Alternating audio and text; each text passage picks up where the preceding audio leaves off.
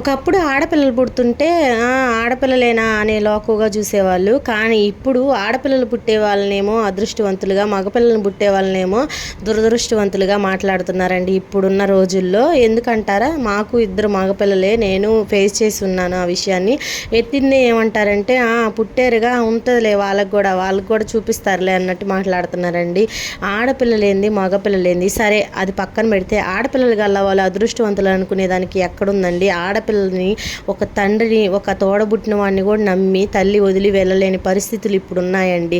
దాంట్లో ఆడపిల్లలు గల్ల వాళ్ళు అదృష్టవంతులేంది, మగపిల్లలు గల్ల వాళ్ళు దురదృష్టవంతులేందండి. ఎవరి బుద్ధి అయినా మనము చూడం కదా, కడుపులో ఉన్నప్పుడే వాళ్ళ బుద్ధులు చూడం కదా. మనము వాళ్ళ మీద ప్రేమతో కంటాము, తర్వాత వాళ్ళు పెద్దయ్యి మనల్ని చూసేది చూడండి అది వాళ్ళ ఇష్టం అండి. ముందుగానే మనం ఎలా మాట్లాడగలుగుతాము? నేనైతే చాలామంది ఇలా మాట్లాడడం చూస్తున్నాను, వినున్నాను. అందుకని ఈ విషయం గురించి మాట్లాడుతున్నాను. మీరేమంటారో కమెంట్ చేయండి.